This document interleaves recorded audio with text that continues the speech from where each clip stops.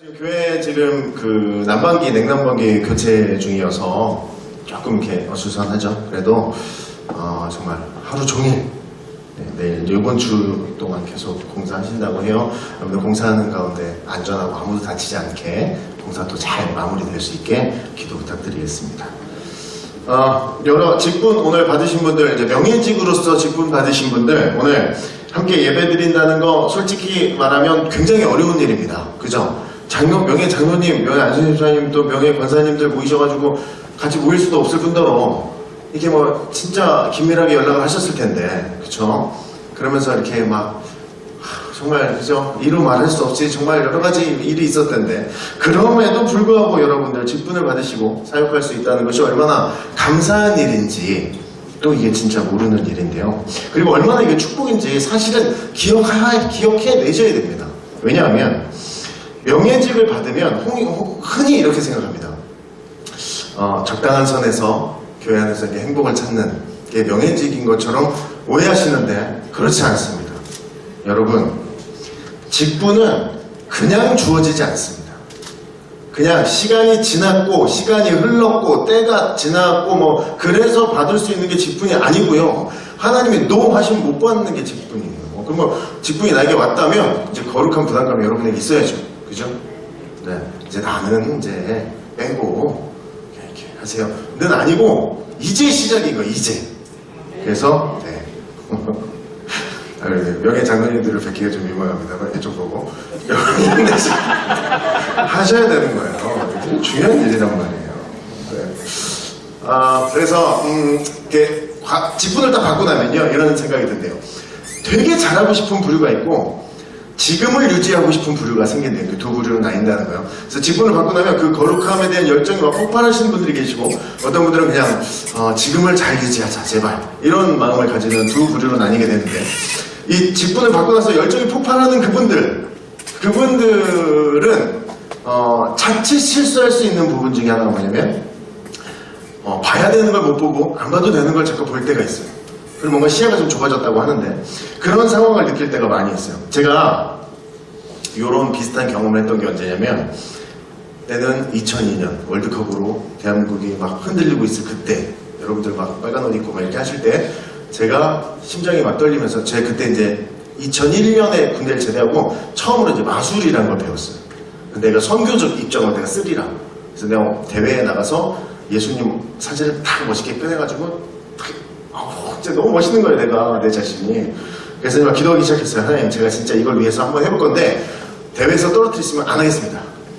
그러나 한번 대회까지는 해보겠습니다, 하나님. 그래서 막 열심히 기도하고 그랬어요. 딱 1년 독학으로 준비했습니다. 선생님들도 없었고 아무것도 없었어요. 그냥 혼자 막 열심히 배웠어요, 여기저기 찾아다니면서. 그래서 그거 가지고 이제 대회라는 걸, 대한민국의 세 번째 대회가 열렸어요. 1회, 2회가 끝나고 세 번째 대회가 열렸는데 거기에 이제 제가 짠 나갔어요. 근데 제가 두려움이 하나도 없었어요. 왜냐하면 그때 갖고 있던 말씀이 뭐였냐면 이거였어요. 내게 능력 주시는 자는 내가 뭐든지 할 수 있으니까. 아니 내가 모든 걸 할 수 있대잖아요. 그러면 뭐 이까짓 거 아무것도 아니지. 그래서 막 준비한 대로 해가지고 예선 1차 예선 딱 나갔는데 떨리지 않았습니다. 당당히 아주 잘하지? 이런 느낌으로 이제 마술을 하고 잘 봐 이런 느낌으로 딱 하고 무대에 딱 내려왔어요. 기다리고 있는데 순위권 안에 들었다는 거였어. 1차 예선 이제 붙었고, 그렇게 2차, 3차, 4차 예선까지 하는데 4차까지 예선을 했으니까 얼마나 많은 마술가 떨어졌겠어요. 된 거예요. 근데 나는 하나도 안 기뻤어. 우리 팀들은 막 우와 근데 나는 야 됐어 그러지 마. 아직 우린 여기가 끝이 아니야. 우린 저기 아직 여기가 아니야. 막 그렇게 하는데 본선 무대에 올라갔어요. 총 12팀이 올라왔습니다. 진짜 난다긴다는 사람들 온 거예요. 이제 내가 끼면 안 되는 상황이에요. 왜냐면 난 1년밖에 배우지 않았고 떨어지는 게 당연한 상황인데 거기에 올라왔는데 감사가 없었어요. 대단했죠. 그래서 이제 올라갔어요. 대회 그때도 마음이 너무 편했어요. 왜냐면 쟤네는 말씀으로 올라가는 애들 아니잖아. 나는 받은 말씀이 있는데. 그래서 막 대회가 다 끝났습니다. 애들은 막 우리 팀들은 막 어떡하지 뭐 이러는데 저는 하나도 떨리지 않았어요. 왜냐면 내게 능력 주시는 자 안에서 내가 모든 걸 할 수 있기 때문에 나는 자신감이 있었어요. 다 기다리고 있었는데 다들 초조하게 앉아서 막 이러는데 나 혼자 딱 서가지고 기도하는 마음으로 딱 기다리고 있었어요. 순위권 안에 호명이 되지 않았습니다. 4위, 5위를 읽는데도 내 이름이 나오지 않으면서 이게 무슨 망신이야. 6위를 했다는 거예요. 6위를. 그러니까 12팀 중에서 6등을 한 거예요. 대한민국에서는 안 되겠다는 마술사들이 모인 곳에서 6등을 한 거예요. 그러면 진짜 잘한 거잖아요. 솔직히 1년 했으면. 근데 제가 그때 마음이 어땠냐면 이 대회는 사단이 만들었나 보다. 그렇지 않으면 이런 결과가 나올 수 없다. 나는 받은 말씀으로 지금 나는 대회 나왔는데 어떻게 내가 순위권 안에 못 들어가냐. 그리고 막 상심이 되게 컸어요. 근데 우리 팀들은 너무 크게 소리 질렀어요. 본 적 없는 애들이 혜성처럼 나타나서 순위 6위까지 짜져있다는 거야. 그래서 막 기독교, 여러분들 보지 않는 기독교 신문에 막 나오고 여러분 잘 보지 않는 기독교 방송에 막 나왔어요. 그래가지고 막 이제 혜성처럼 등장했다 그러고 막 했는데 그날 회식을 하는데도 마음속에 계속 이거였어요. 왜? 하나님 도대체 왜요? 하나님 저는 진짜 말씀만 믿고 여기 나왔는데 저는 진짜 다른 거 없고 1등 트로피 들고 모든 영광을 하나님께 이거를 다 하고 싶었는데 아니 왜 도대체 왜 내 영광을 받으실 마음이 없으신 거야? 뭐 이런 생각이 많이 있었어요. 이런 5만 가지 생각을 다 가지고 이제 회식이 대충 끝나고 집으로 막 돌아왔어요. 속이 너무 상해서 그냥 잘 수가 없어서 내가 외우던 그 말씀이죠. 내게 능력 주시는 자에서 모든 것을 할 수 있느니라.를 찾아봤어요. 성경책을. 너무 억울하니까 답이 있겠지 하는 마음으로 폈는데 너무 창피했어요. 살면서 진짜 그렇게 창피한 적이 없었어요. 내가 정말 비열하고 초라하고 나만 생각하는 치사한 인간이었구나라는 걸 그 성경을 피는 순간 다 알게 됐어요. 왜냐하면 집에 들어와서 읽어보니까요. 나한테만 집중해서 이 말씀을 다 해석하고 있었어요. 웃기더라고요. 뭐냐면 내게 능력 주시는 자에서 내가 모든 것을 할 수 있느니라가 말씀인데 내가 자꾸 앞에는 잘 안 보이고 뒤에가 보이는 거. 내가 모든 것을 할 수 있느니라가 보이는데 조금 더 열심히 했더니 내가 모든 것을 보이더니 더 열심히 하니까 내가만 보이는 거야. 내가. 나. 그러니까 그 대회를 준비하고 진행하는 모든 순간 속에서 하나님이 없었어요. 다 나만 중요했던 시간이었어요. 여기에 집중하니까 성경에서 본래 말하고자 하는 게 뭔지를 하나도 모르고 있었어요. 그러니까 보니까 이거더라고요. 11절에 내가 궁핍함으로 말하는 것이 아니니라 어떠한 형편에 들지 나는 자족하기를 배웠노니 12절에 나는 비천에 처할 줄도 알고 풍부에 처할 줄도 알아 모든 일 곧 배부름과 배고픔과 풍부와 궁핍에도 처할 줄 아는 일체의 비결을 배웠노라. 그 다음에 내게 능력 주시는 자 안에서 쫙 나오는 거였어요. 그러니까 저는 내 관점과 내 관심 때문에 다른 시야가 다 막혀 있었고요. 그것만 보고 내 마음대로 성경을 해석한 거죠. 그리고 그게 될 거라고 믿었던 거예요. 확실하게 믿었던 거예요. 우승을 못하는 게 당연한 거예요. 어떻게 우승을 해요? 거기서 지금 몇 년을 10년을 넘게 애들이 열심히 했던 애들이 그 모였는데 6위에 올랐으면 기적이고 믿을 수 없는 일인데 그거에 대한 감사가 없었어요. 정말 감사해서 그 자리에 쓰러져서 울어도 모자를 파네. 거기서 이건 아니라고 막 이랬으니까 내 자신이 얼마나 창피한지 집에 들어와서 정말 어떻게 할지 모르게 방면에서 너무 창피해가지고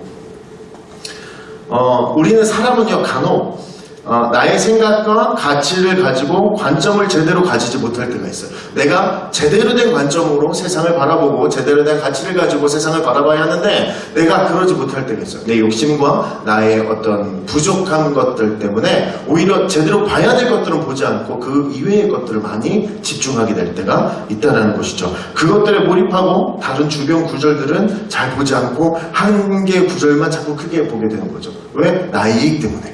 그게 좋은 거예요. 우리가 읽은 본문은요, 흔히 우리들의 마음속의 욕망을 잘 알아볼 수 있는 구절 중에 하나예요. 그죠? 한 구절만 읽으면, 이 구절 막 반지에도 새기고 목걸이도 새겨서 막 하고 다녀요. 모든 일을 할 수 있으니까. 자기가 하는 어떤 일이든 다 잘 될 것 같으니까. 그러니까 이 말이 뭐예요? 결국 이거를 문 앞에 딱 붙여놨다는 건 뭐예요? 우리 집은 좀 부족하고 좀 어렵고 우리 집은 뭐가 잘 되지 않아도 우리 신적인 어떤 능력으로 우리는 잘 먹고 잘 살게 될 것이다. 이런 마음이 속아 있다는 거 아니에요? 이걸 붙여놨다는 건. 그걸 목걸이를 메고 어느 대회에 나갔다는 건 뭐예요?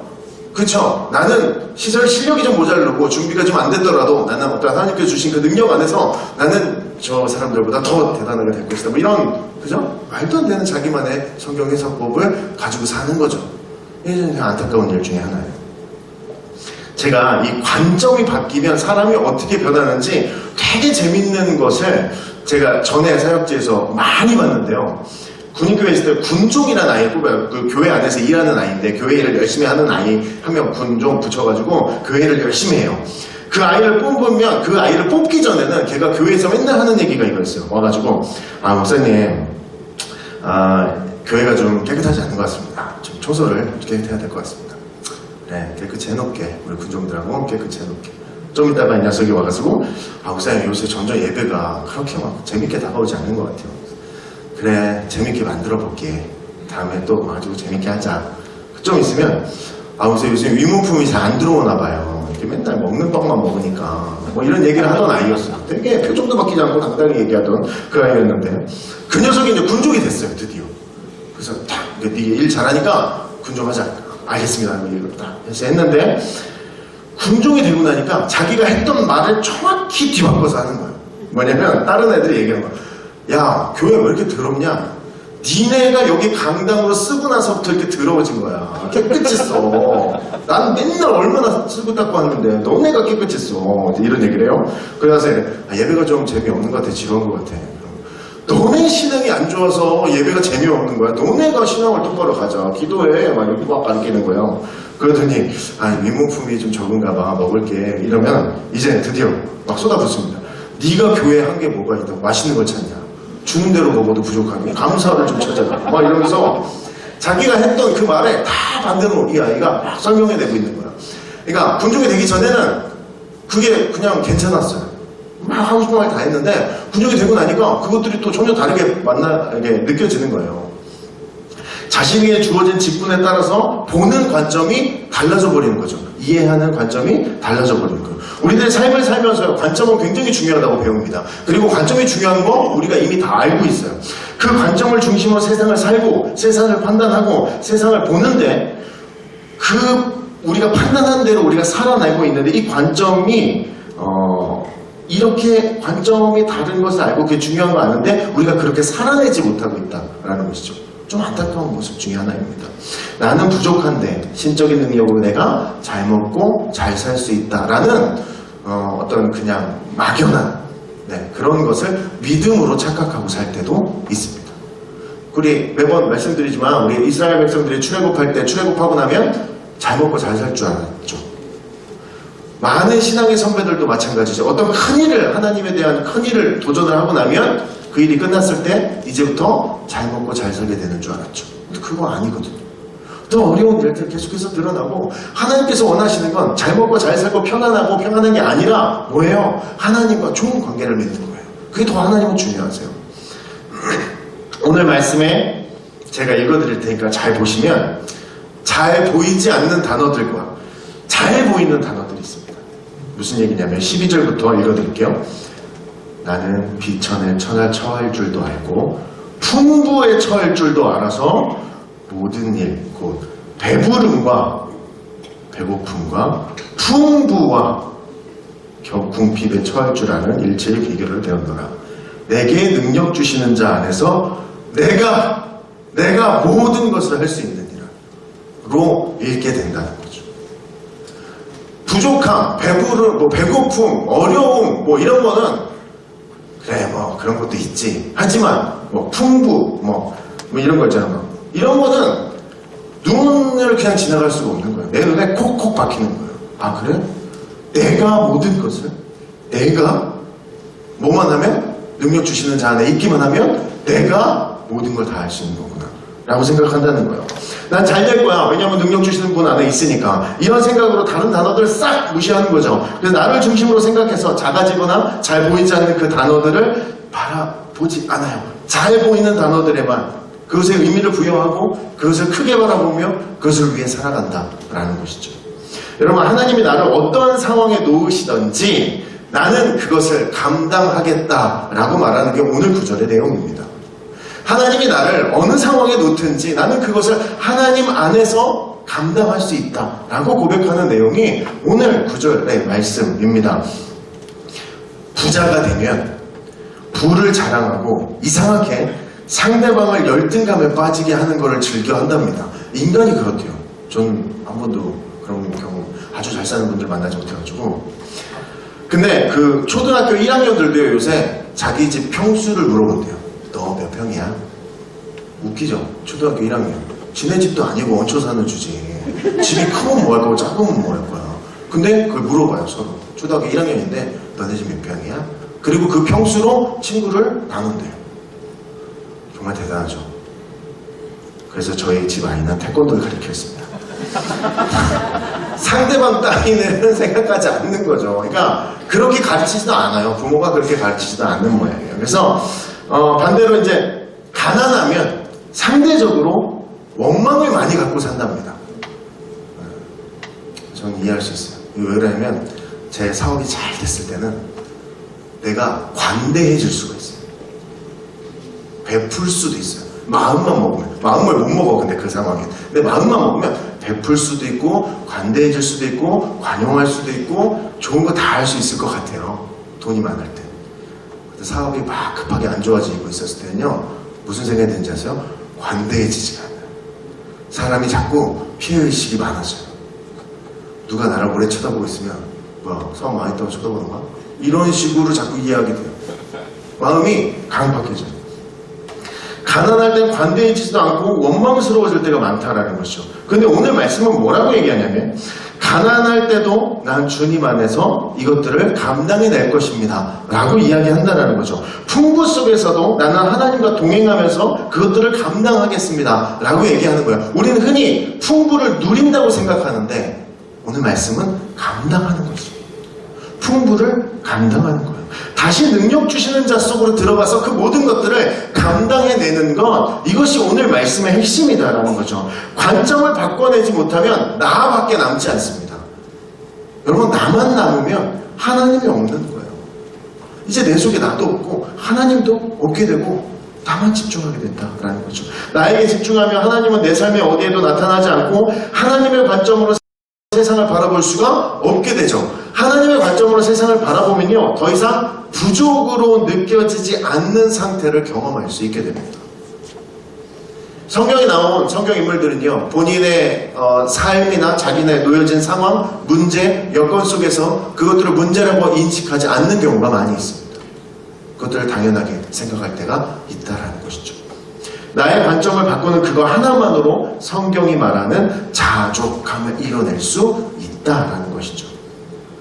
나를 비워내는 훈련이 나의 관점을 바꾸는 제일 좋은 일일 것입니다. 그렇게 하려면 감사를 찾기 시작해야 한다고 그래요. 여러분 내 삶에 어떤 감사의 제목들이 있으십니까? 살아가시면서 어떤 감사의 제목들이 여러분의 인생에 적어도 오늘 있으셨습니까? 그 감사의 제목들 하나하나가 쌓인 그것이 여러분의 삶을 바꿀 수 있고 여러분의 관점을 바꿀 수 있어서 여러분의 인생을 하나님으로 가득 채울 수 있는 기회가 된다라는 것이죠. 여러분 안에 감사함이 오늘 느껴지신 적이 있으시다면, 또 오늘 여러분 누군가를 만나서 감사했다면, 여러분의 어떤 상황을 만나서 감사했다면 그것으로 하나님은 여러분에게 능력 주시는 자 안으로 들어갈 수 있는 기회를 주셨다라는 것이죠. 이제 그것들에 자족하며 하나님께 의지하여 나의 앞에 보인 모든 것들을 감당해내는 것, 이것이 성도 크리스천의 삶이다 라는 것이죠.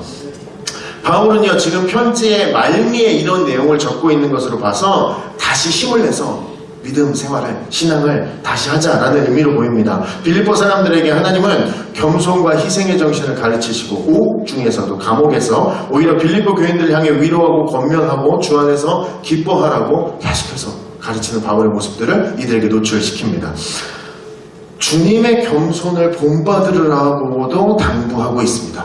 게다가 바울은 지금 능력 주시는 자에서 무엇이든 할 수 있다는 말을 할 입장이 사실은 아닙니다. 왜냐면 감옥에 갇혀있는 사람이 아니 능력 주시는 자에서 뭐든지 할 수 있다라고 말하면 그게 어떻게 좀 이해가 쉽게 되지 않을 거 아니에요. 이게 불편한 말인데, 옥에 갇혀서 있는 상황에 있지만 이 한 절에만 집중하면, 오늘 읽었던 우리 13절에만 집중하면 이해가 되지 않는 상황이지만 전체를 바라보면 당연히 그 말을 할 수 있는 상황이다 라는 것이죠. 우리의 시야와 관점을 넓히지 않으면 우리는 말씀을 이해하는데도 편협하고 내 중심으로밖에 바라볼 수 없게 된다 라는 것이죠. 여러분 옥에 갇힌 사람이 편지를 했다면 상식적으로 돈이 없으니 돈을 보내줘라 라든가 궁핍에 처해 있으니 이걸 해결해줘라 라고 예상을 하고 편지를 뜯겠죠. 이거 당연한 거잖아요. 근데 그 편지를 뜯었더니 전혀 엉뚱한 얘기가 나오고 있어요. 바울은 이미 어려움과 다른 여러 가지 형태의 삶을 겪었으니 됐고, 그런 것들은 다 됐고 너희들이 이렇게 살아내라 라고 얘기하고 있다라는 거예요. 바울은 지금 상식을 뛰어넘는 하나님의 진리를 전달하고 있다라는 것이죠. 여러분, 이렇게 말할 수 있는 힘은 한 가지인데 바울은 이것을 다 깨닫고 있었습니다. 문제는 여러 가지 모양에서 나타나고 문제는 여러 가지 방향에서 나를 공격해오지만 그 모든 것의 해결점은 예수 그리스도밖에 없다라는 것을 바울은 알고 있었습니다. 그래서 자신의 처해진 상황이 창피하지 않았고 자신의 놓여진 환경이 나쁘다고 판단하지 않았다라는 것이죠. 왜냐하면 그 해결책은 예수 그리스도로 가능하기 때문에 그렇습니다. 이 사실을 빌립보 교인들에게 알려주고 있다는 것이죠. 살면서 하나님 앞에서 신중하게 하나님의 뜻을 잘 물어보지 않고 나의 마음대로 막 결정할 때가 있습니다. 그렇죠? 무언가를 결정해내 버릴 때가 있어요. 근데 내 주변 사람들이 와서 너 왜 이렇게 신중하지 않게 결정을 했니? 라고 말하면 우리는 흔히 그 상황을 해결하고 내가 틀린 결정을 하지 않았다는 그 신념을 지키기 위해서 오늘 말씀을 꺼내갖고 옵니다.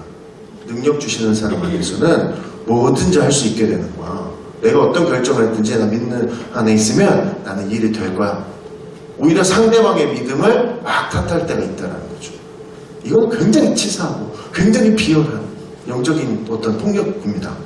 이게 아니라 내 관심과 관점은 하나님인데 그 하나님 속으로 들어가서 내 인생의 일들을 내가 다 감당해 보리라 하는 이 도전과 이 선포들이 있는 것이 우리 크리스찬들의 삶이다라는 것이죠.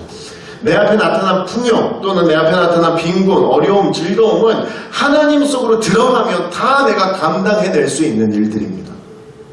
사람들은요, 어려운 일을 만나면 또는 너무 즐거운 일을 만나면 그것들을 감당할 수 없다는 걸 잊어버린답니다. 여러분도 혹시 그런 경험 있으세요? 나에게 내가 감당하기 힘든 어떤 어려움과 아니면 너무 기쁨이 내 안에 찾아오면 내가 그걸 감당할 수 없다는 것을 잊어버릴 때가 많이 있어요. 한 가지입니다. 내게 능력 주시는 자 속으로 들어가야 그 모든 것들을 감당해낼 수 있는 나의 삶이 된다라는 것이죠. 지금 전 세계가 온통 바이러스와 싸우냐고 전쟁 중입니다. 경제활동은 줄어들고 최소한의 움직임만 하고 있고 입국을 허용하네 마네 싸우고 있고 서로 묘한 자존심 대결을 하고 있습니다. 경제는 어려워지죠. 먹고 사는 문제는 점점 더 어려워지기 시작했고요. 이제 하나하나 원망할 곳이 없어서 이제 신을 원망하는 세상에까지 왔습니다. 여러분, 지금 우리가 해야 될 일은 어느 나라가 또는 어느 단체가 하나님을 욕했고 하나님을 무시했고 하나님을 어떻게 했기 때문에 그들이 벌을 받는다라는 말을 하기 이전에 조용히 하고 병을 결린 또는 확진자들을 위해서 정말 안타까운 마음으로 기도할 때입니다. 내게 능력 주시는 자 속으로 들어가서 우리 세상에 나타난 이 문제들을 감당해내는 것이 지금 우리들에게 있어야 될 행위다라는 것이죠.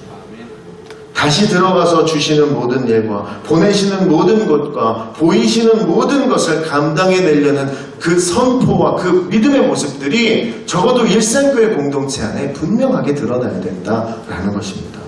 여러분, 주어진 상황 속에서 하나님 속으로 들어가는 것, 그로 인해 감당해내는 진짜 믿음의 삶을 사는 저와 여러분 되셨으면 좋겠습니다. 아멘. 기도하겠습니다.